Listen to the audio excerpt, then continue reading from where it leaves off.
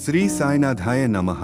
సద్గురు శ్రీ షిర్డీ సాయినాథుని సచ్చరిత్రము సాయి లీలామృతం మొదటి అధ్యాయము. ఈ అధ్యాయములో గురుదేవతాస్తుతి తిరగలి విసరుట దాని వేదాంత తత్వము గురించి వివరించబడినది. గురుదేవతాస్తుతి పూర్వ సంప్రదాయానుసారము హేమాడ్ పంతు శ్రీ సాయి సచ్చరిత్ర గ్రంథమును గురుదేవతాస్తుతితో ప్రారంభించుచున్నారు. ప్రప్రథమమున విఘ్నేశ్వరుని స్మరించుచు ఆటంకములను తొలగించి ఈ గ్రంథము జయప్రదముగా సాగునట్లు వేడుకొనుచు శ్రీ సాయినాథుడే సాక్షాత్తు శ్రీ గణేశుడని చెప్పుచున్నారు. పిమ్మట శ్రీ సరస్వతీదేవిని స్మరించి ఆమె తనని గ్రంథరచనకు పురికొల్పినందులకు నమస్కరించుచు శ్రీ సాయే సరస్వతీ స్వరూపులే తమ కథను తామే గానము చేయుచున్నారని చెప్పుచున్నారు. తదుపరి సృష్టి స్థితి లయకారకులగు బ్రహ్మ విష్ణు మహేశ్వరులను ప్రార్థించి శ్రీ సాయే త్రిమూర్త్యాత్మక స్వరూపులనియు సమర్థ సద్గురువులనియు వారు మనలను సంసారమను నదిని దాటించగలరనియు చెప్పుచున్నారు. తరువాత తమ గృహదేవతయగు నారాయణ ఆదినాథునకు నమస్కరించి వారు కొంకణ దేశములో వెలిసరనియు ఆ భూమి పరశురాముడు సముద్రము నుండి సంపాదించినదని చెప్పుచు వారి వంశ మూలపురుషుని స్తోత్రము చేసిరి. అటు పిమ్మట వారి గోత్ర ఋషియగు భరద్వాజమునిని స్మరించెను.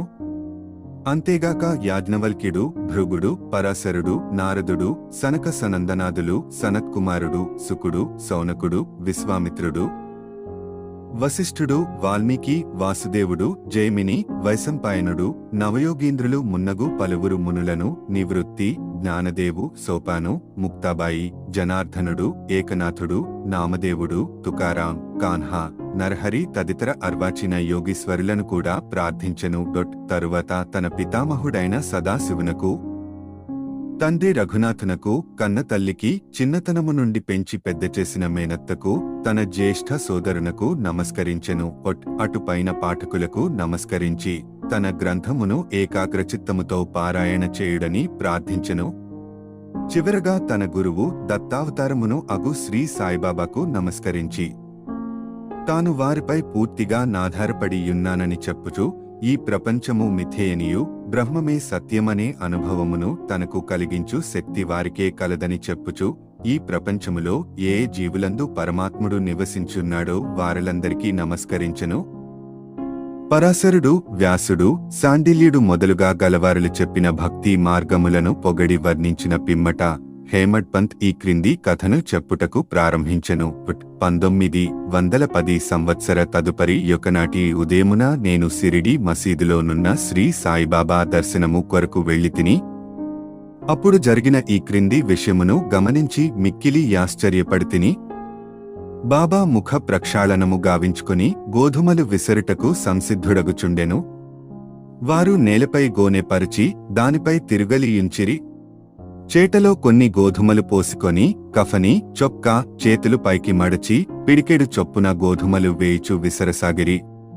అది చూచి నాలో నేను, ఈ గోధుమ పిండిని బాబా ఏమి చేయును? ఆయనెందులకు గోధుమలు విసరుచుండెను? వారు భిక్షాటనముచే జీవించువారే.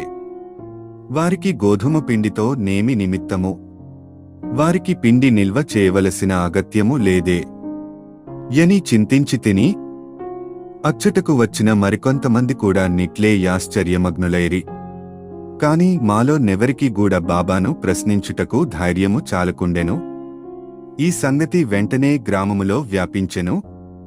ఆబాలగోపాలము ఈ వింత చర్యను చూచుటకై బాబా వద్ద గుమగూడిరి. నలుగురు స్త్రీలు ఎటులనో సాహసించి మసీదు మెట్లెక్కి బాబాను ప్రక్కకు జరిపి వారే విసరుట ప్రారంభించిరి. వారు తిరుగలి పిడిని చేతపట్టుకొని బాబా లీలలను పాడుచూ విసురుట సాగించిరి. ఈ చర్యలను చూచి బాబాకు కోపము వచ్చెను. కాని వారి ప్రేమకు భక్తికి మిగుల సంతసించి చిరునవ్వు నవ్విరి. విసరినప్పుడు స్త్రీలు తమలో తామిట్లనుకొనిరి, బాబాకు ఇల్లు పిల్లలు లేరు, ఆస్తిపాస్తులు లేవు, వారిపై ఆధారపడినవారు ఆయన పోషించవలసిన వారెవరునూ లేరు. వారు భిక్షాటనముచే జీవించువారు కనుక వారికి రొట్టె చేసుకొనుటకు గోధుమ పిండితో నిమిత్తము లేదు.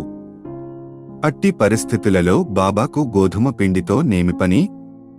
బాబా మిగుల దయాద్ర హృదయుడగుటచే మనకి పిండిని పంచిపెట్టును కాబోలు ఈ విధముగా మనమున వేర్వేరు విధముల చింతించుచు పాడుచు విసరట ముగించి పిండిని 4 భాగములుగా చేసి ఒక్కొక్కరు ఒక్కొక్క భాగమును తీసుకొనుచుండిరి.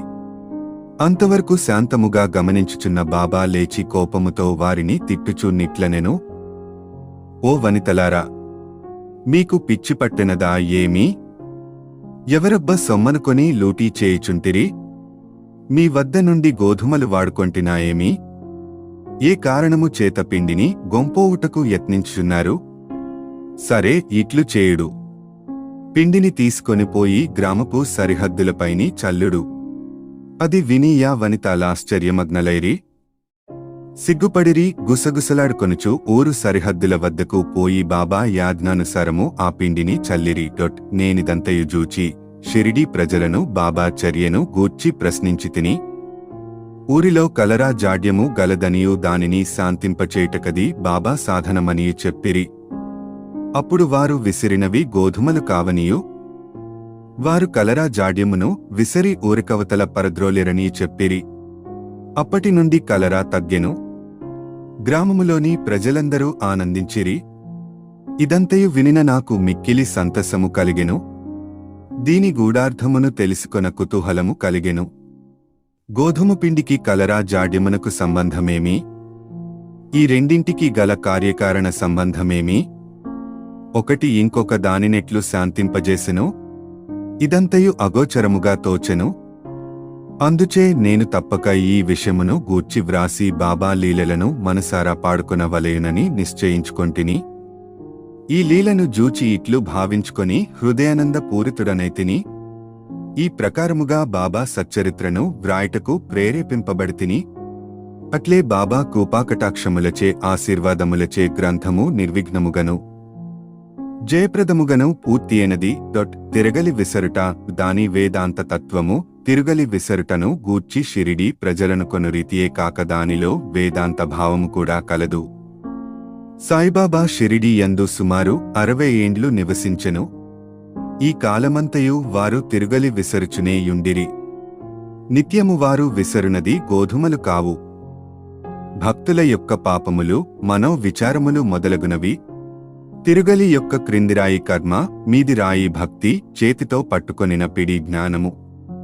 జ్ఞానోదయమునకు గాని ఆత్మ సాక్షాత్కారమునకు గాని మొట్టమొదట పాపములను, కోరికలను తుడిచి వేయవలెయును.